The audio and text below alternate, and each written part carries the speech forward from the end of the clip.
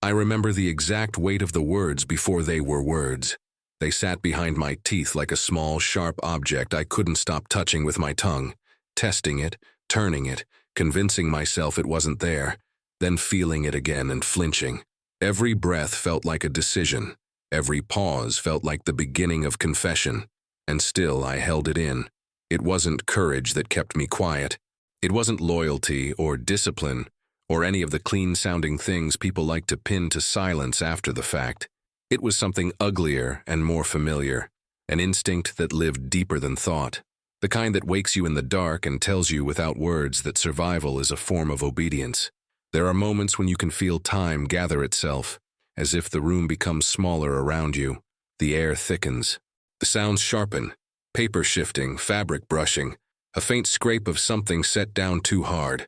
Your mind starts collecting details the way it does when it senses a coming impact, not because you're brave enough to stop it, because some part of you wants proof later that you knew. I knew, not the whole shape of it, not the final scene, just the wrongness. Thin at first, like a hairline crack you only notice when light hits it, then wider, then impossible to ignore. A misfit between certainty and reality, a confidence that didn't belong to the facts that fed it. I watched people move as if they were already committed to an ending. Their voices had that practiced steadiness, measured, efficient, tired in the way that pretends to be calm. The kind of calm that doesn't come from peace but from repetition, from saying the same hard things until they stop sounding hard. And I stood there with my warning, trying to make it small. That's what I did first. I shrank it in my head. I told myself it was only a suspicion, only a feeling, only a nervous mind looking for danger because danger had become normal. I rearranged the thought until it sounded less like an alarm and more like a personal weakness. I tried to turn responsibility into temperament. If I could convince myself it was just fear, then keeping it to myself would feel reasonable. But fear has a smell when it's real. It's not loud. It's not dramatic. It's dry, metallic, close to the skin. It makes your hands too aware of themselves. It makes your throat tighten like it's trying to save you from your own voice. I looked for openings. I waited for a lull, a glance, a hesitation from someone else. Anything that would invite interruption without punishment. I imagined myself speaking plainly, quickly, respectfully. I practiced it without moving my lips. I even pictured the relief afterward, the clean release of having done the right thing, the momentary lightness of a burden set down. Then I pictured the other relief, the relief of not being noticed at all. It came with its own warmth, a quiet promise. If you say nothing, nothing turns toward you. If you keep your face neutral and your posture still, you remain a background object, a piece of furniture, a shadow in the corner of someone else's certainty. And shadows don't get blamed. Shadows don't get remembered. I told myself I would speak if the moment became undeniable. I told myself I was waiting for more certainty, as if certainty ever arrives politely, as if danger pauses to be verified. The moment didn't arrive like a bell. It arrived like a door slowly closing. A sentence began somewhere across from me, firm, final, casual in its authority, and I felt my chance narrow with each word. My pulse rose as if my body understood before my mind did. This is the place where you either step forward or you become the kind of person who doesn't. My mouth went dry. My jaw tightened. The warning pressed upward, ready to break the surface. And then, just as it reached the edge of sound, I swallowed it. Not because I believed I was wrong, because I was afraid I might be right. And by the time I exhaled again, the silence had already been chosen. The first time I noticed how dangerous a quiet room could be, it wasn't because of what anyone said. It was because of how easily everyone agreed. You could hear it in the small sounds that followed each statement, the soft confirmations, the faint movements that meant yes without needing to be spoken, a chair shifting closer, a pencil making a quick mark, a page turned with no impatience, only acceptance. The room didn't feel uncertain. It felt organized. And that, more than shouting or threats, was what made it hard to breathe. There was a structure to everything, even the fatigue. The day moved in strict segments, like a machine you couldn't stop once it started turning. Messages came in. They were delivered, read, repeated. Orders were copied by hand, filed, carried to other hands, other rooms. Each layer of movement made the words seem heavier, more official, harder to question. By the time a sentence reached the men who would carry it out, it no longer belonged to the person who first spoke it. It belonged to the system.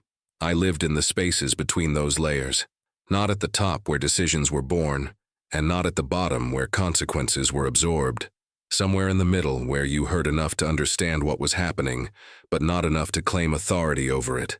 Close enough to sense the cracks forming, too small to stop the wall from collapsing. The environment trained you long before you realized you'd been trained.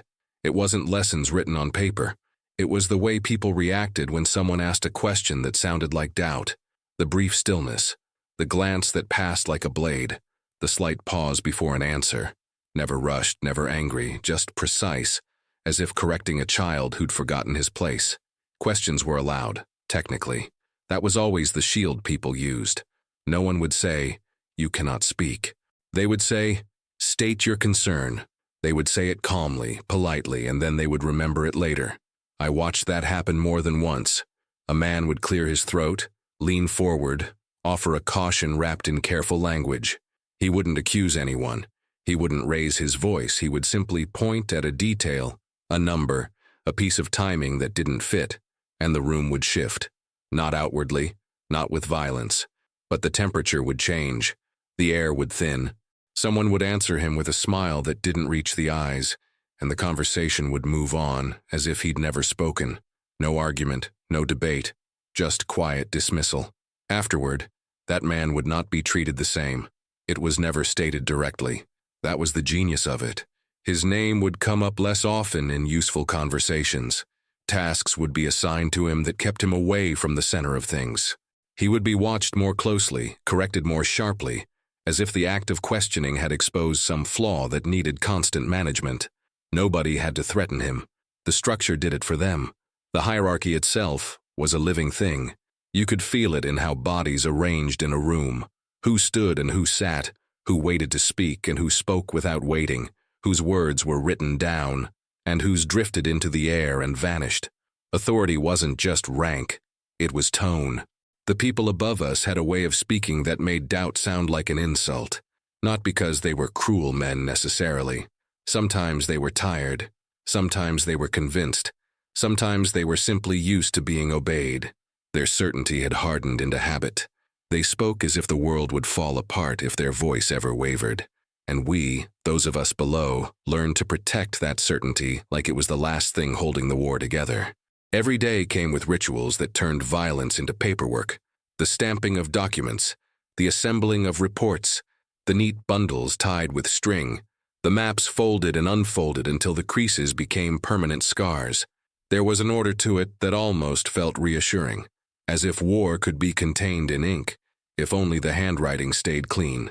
I watched men become careful about things that should not have mattered. They argued quietly about phrasing, about whether a sentence should say must or should, about whether an estimate sounded too cautious.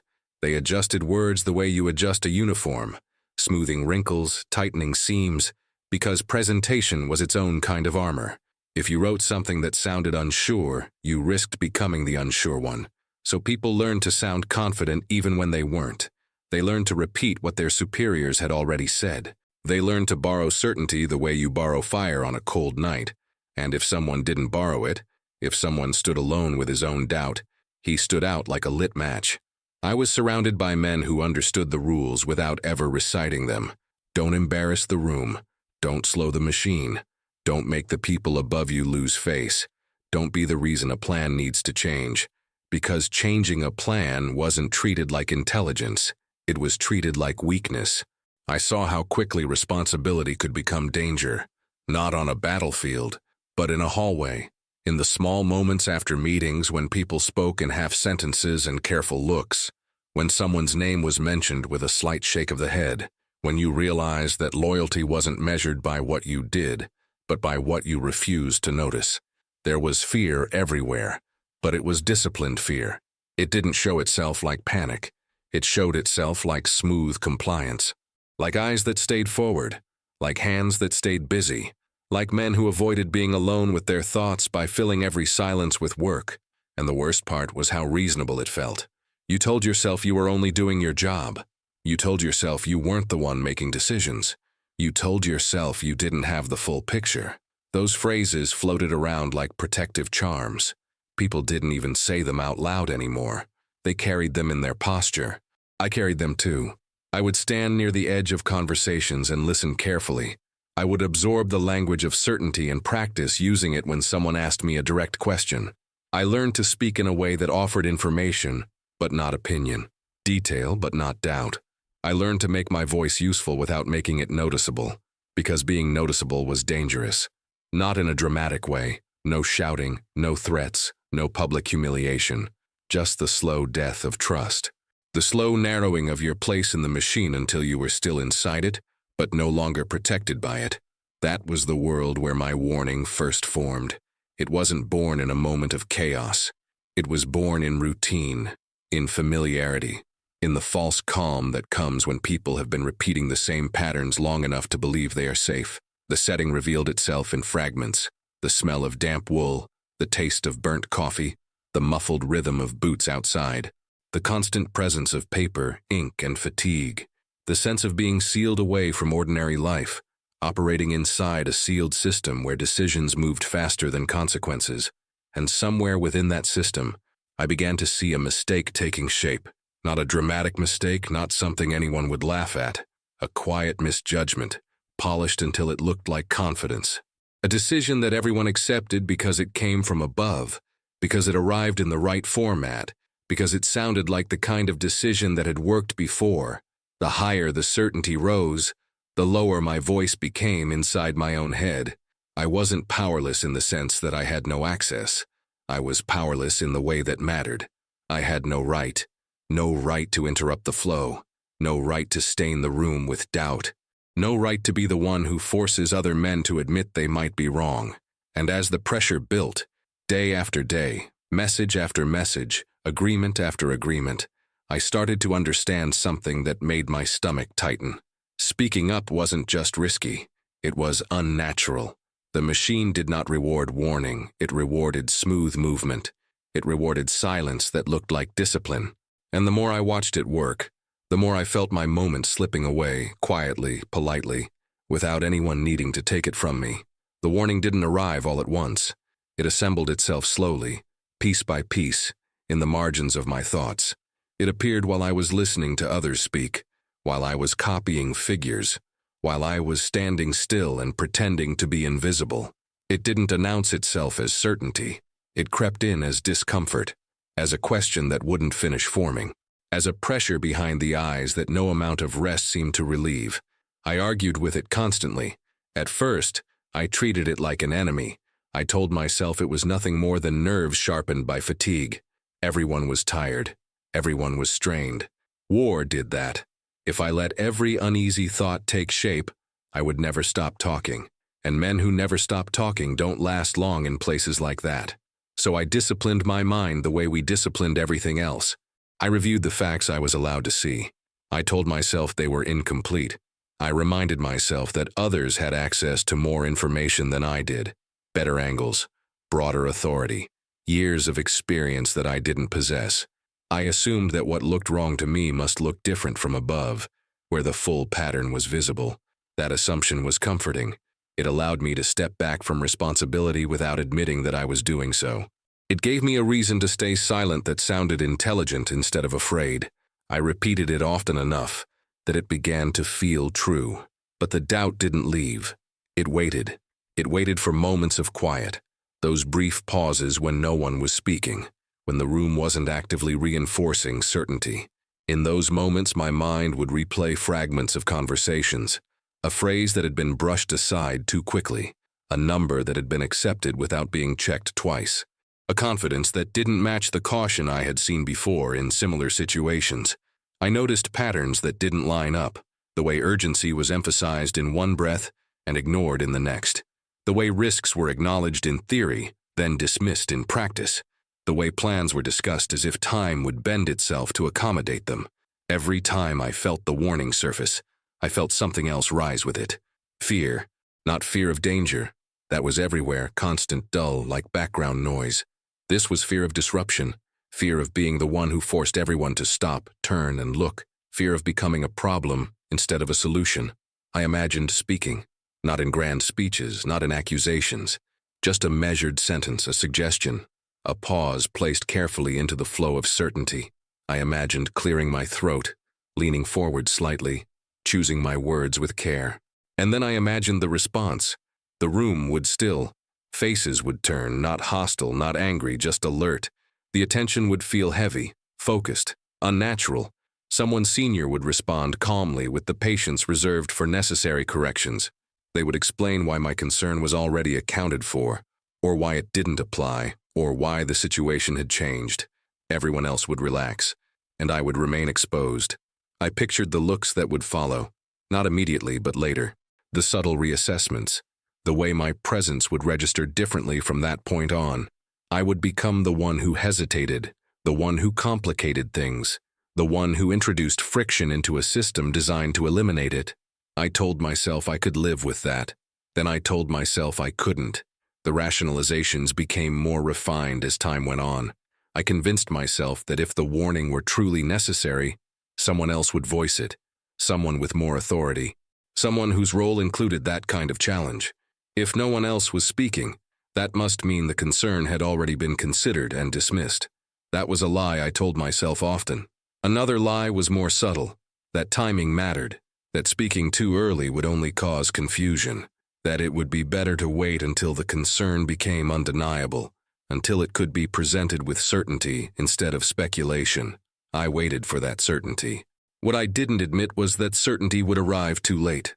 There were moments, small, fragile moments, when the warning rose close to the surface, when a phrase someone used brushed against the edge of my doubt and sharpened it into something almost solid. My heart would quicken, my breath would change. I would feel my body lean forward before I was aware of it. Once I even opened my mouth. No sound came out. In that instant, I became acutely aware of everything physical about myself. The tightness in my jaw, the dryness in my throat, the faint tremor in my fingers. I felt as though the room itself was watching, not the people, but the structure, as if the walls, the maps, the documents were all aligned against interruption. I closed my mouth again. I told myself it was not the right moment, that I needed to choose my words better, that I would speak later, when it could do the most good. Later became a habit. Each time I delayed, the silence became easier to maintain and harder to break. The warning didn't disappear, but it dulled. Not because it weakened, but because I learned how to live alongside it. I learned how to carry it without letting it reach my voice. I also learned how to blame myself preemptively. If I spoke and I was wrong, I would deserve whatever followed. If I spoke and caused delay, confusion, or loss of confidence, that would be on me. I imagined men suffering not because of the decision itself, but because I had interfered with it. I imagined my name attached to disruption, to disorder. It was easier to imagine harm caused by my words than harm caused by my silence. That was the most dangerous thought of all. As the pressure built, I began to notice how my inner voice changed. It became cautious, strategic. It spoke the language of procedure and restraint. It stopped asking whether something was right and focused instead on whether it was permitted. I didn't think of myself as choosing silence. I thought of myself as waiting, waiting for permission, waiting for certainty, waiting for someone else to say what I was thinking. And with every passing hour, the weight of the unspoken grew heavier, not because it demanded to be released, but because it was being buried alive. I could feel it then, the moment thinning, narrowing, slipping. Not taken from me, relinquished, quietly, deliberately, one withheld sentence at a time. The decision didn't arrive like an announcement. It settled into the room the way dust does, slow, inevitable, barely noticed until it's everywhere. There was no dramatic shift in tone, no raised voices, no visible tension. The words were spoken with the same controlled calm that had guided every other part of the day. A statement, not an argument. A conclusion, not a question. Moved forward, as if it had already been agreed upon long before anyone opened their mouth. I was close enough to hear the exact phrasing, close enough to recognize the flaw in it. The moment stretched in a way that felt unnatural, like time itself had hesitated. I remember becoming aware of my own breathing, shallow and careful, as if any change in rhythm might draw attention. My hands were still, too still. I had folded them together to keep them from betraying me, fingers locked tight enough to ache. This was it.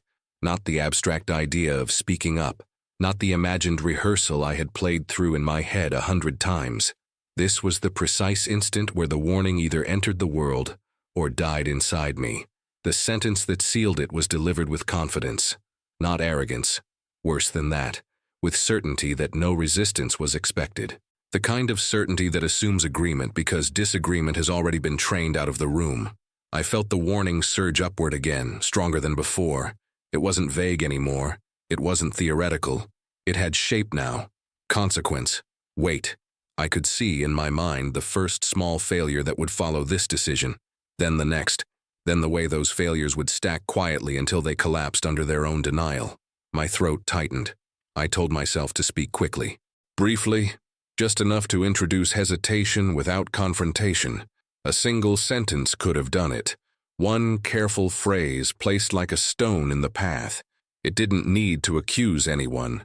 It didn't need to challenge authority. It only needed to exist. I leaned forward slightly without realizing it. The room was silent except for the soft scratch of something being written down, confirmation being turned into record. The sound felt final, like a door locking. If I spoke now, everything would stop. That thought landed heavier than the fear. Stopping things meant eyes turning toward me. It meant the flow breaking, the machine grinding against resistance. It meant becoming visible in a way I had avoided for months, maybe years. It meant being the reason the room changed shape. I imagined the faces around me, not angry, not cruel, just assessing. I imagined the shift from acceptance to calculation, how quickly I would be weighed, categorized, placed. I imagined the silence after my words. Not agreement, not debate, just that brief, dangerous pause where authority decides whether you have crossed a line. My mouth opened, the warning pressed forward, ready to be released. And in that exact instant, another thought overtook it. Not a justification, not a rationalization. A simple, undeniable truth. Once spoken, it could not be taken back. If I was wrong, I would never be invisible again. If I was right, I would never be forgiven. The choice wasn't between silence and safety. It was between silence and belonging. I felt it then. The cost of speaking wasn't punishment. It was separation. Being marked as different, as difficult, as someone who disrupted certainty instead of reinforcing it. The system did not expel those people. It absorbed them slowly, stripped them of influence, left them present but irrelevant. I swallowed.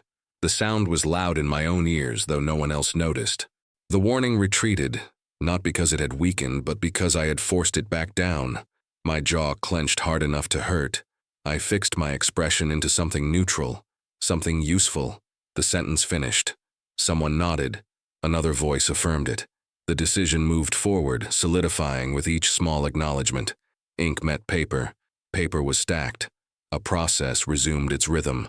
And I did nothing. I stood there while the moment passed through me and out the other side, leaving behind a hollow pressure in my chest. I felt lighter in one sense, relieved, almost. But that relief was thin and sour, like air taken from a room that would soon collapse. No one looked at me. No one needed to. The silence had been accepted as agreement. As the room shifted back into motion, I understood something with terrifying clarity. This was not a moment I could revisit. There would be no second chance framed the same way. No cleaner opening, no better timing. The warning belonged to a version of time that had just closed, and I was still standing exactly where I had been, hands folded, voice contained, conscience quieted, not because I hadn't known what to do, but because I had chosen, in that single irreversible instant, to let the moment slip away. The first confirmation didn't arrive with noise. It came quietly, almost politely, as if the world were careful not to accuse anyone outright. A delay that was explained away, a report that arrived thinner than expected, a detail that didn't align with the confidence that had carried the decision forward. When I noticed it, my chest tightened, not with surprise, but with recognition. This was the shape of what I had seen coming. At first, no one called it a failure. That word was avoided with discipline. Instead, people spoke of complications, adjustments, unforeseen variables. The language softened the edges, rounding them down until nothing sounded sharp enough to cut responsibility. I listened carefully. Every explanation echoed the same assumption, that the core decision had been sound. Only its execution had encountered resistance. Only circumstances had misbehaved. The plan itself remained untouched, protected by the same certainty that had birthed it. I wanted to believe that. I wanted to tell myself that the warning I'd swallowed had been exaggerated, that this was merely friction, not fracture. But the signs accumulated slowly, steadily, with the patience of something that didn't need to rush. Another message arrived, then another. Each one carried the faint outline of strain, nothing dramatic, nothing that demanded immediate confession, just enough to require more explanation than before, just enough to force people to speak a little longer, to justify a little harder. I noticed how voices changed. They became more precise, more clipped. Confidence sharpened into insistence. When certainty weakens, it often grows louder, not quieter. I heard it in the way phrases were repeated, as if repetition itself might restore control. The system responded the only way it knew how. More structure, more orders, more insistence that things were proceeding as intended. I watched men defend the decision not because they believed in it, but because they had already invested too much in it to retreat. Admitting error now would mean admitting that the foundation had cracked earlier, when it still could have been reinforced, when it still could have been questioned. I carried that knowledge like a weight I couldn't set down. Every new development sharpened the memory of my silence. The warning replayed itself in my mind, no longer as a possibility, but as a certainty that had been denied permission to exist. I began to recognize its shape in real time, unfolding exactly as I had feared, not because I was insightful, but because the flaw had been obvious all along. That was the cruelest part. Nothing that followed was surprising. The consequences didn't explode into the room. They seeped in. They settled into daily routines. Fatigue deepened. Tension crept into conversations.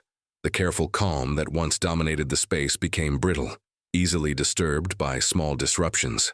I saw the shift in posture before I saw it in reports. Men leaned over maps longer than necessary. Hands stayed pressed flat against tables, as if grounding themselves. Silence stretched where efficiency used to live. And underneath it all, there was a quiet understanding that something was no longer moving according to plan. Still, no one named it, because naming it would require tracing it back, and tracing it back would require passing through the moment where I had been standing, silent, attentive, afraid. I began to feel like a ghost haunting my own actions. I was present for briefings, updates, adjustments. I heard the same certainty recycled with increasing effort. I nodded when expected. I spoke when spoken to.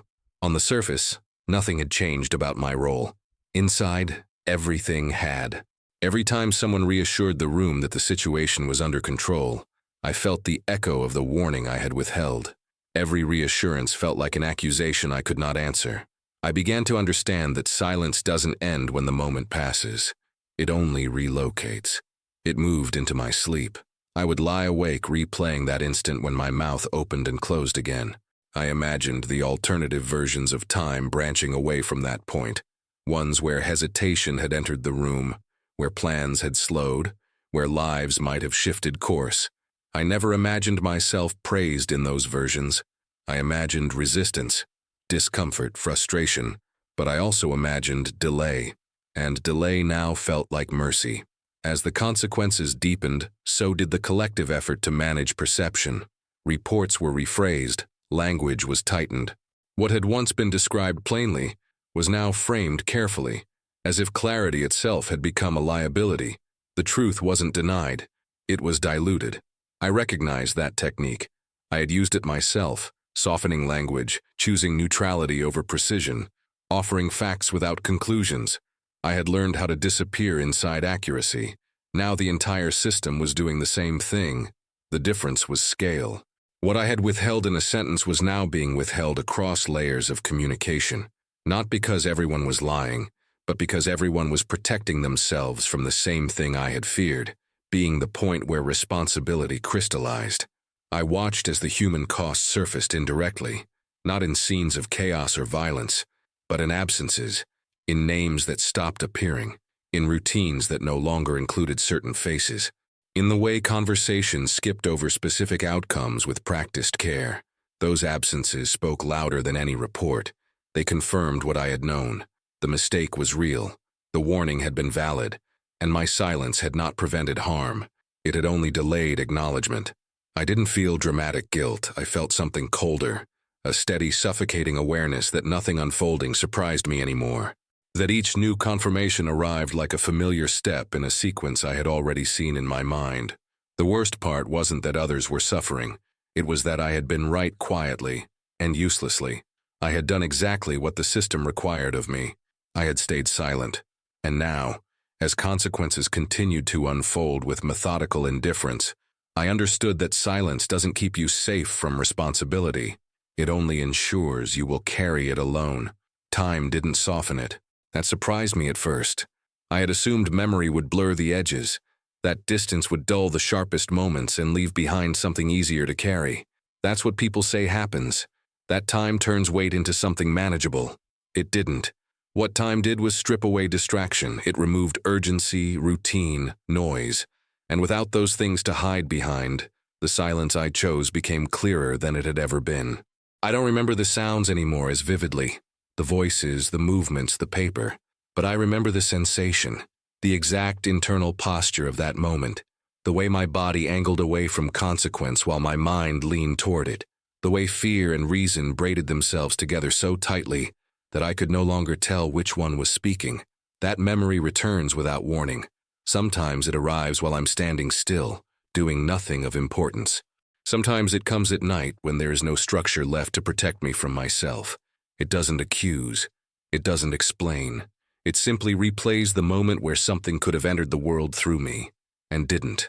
I used to think guilt would be loud. I imagined it as regret sharpened into pain, something dramatic enough to justify itself. What I carry is quieter than that.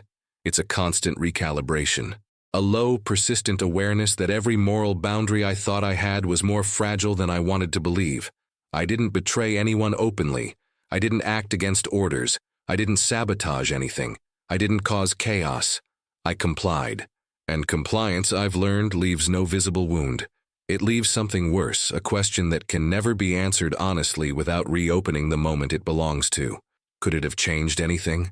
That question used to torment me.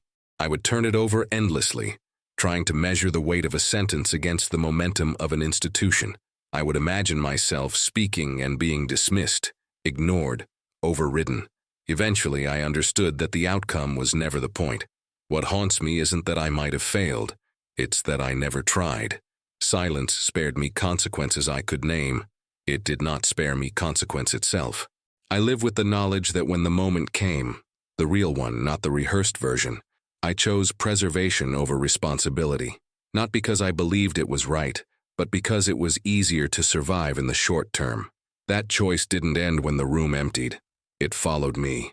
It shaped how I listen now, how I hesitate, how I weigh risk.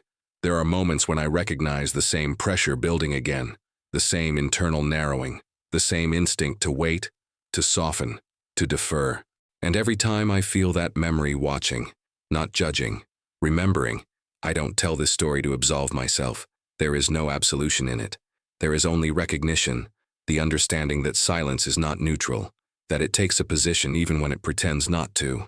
What I lost in that room wasn't status or safety. It was the certainty that I would recognize myself when it mattered.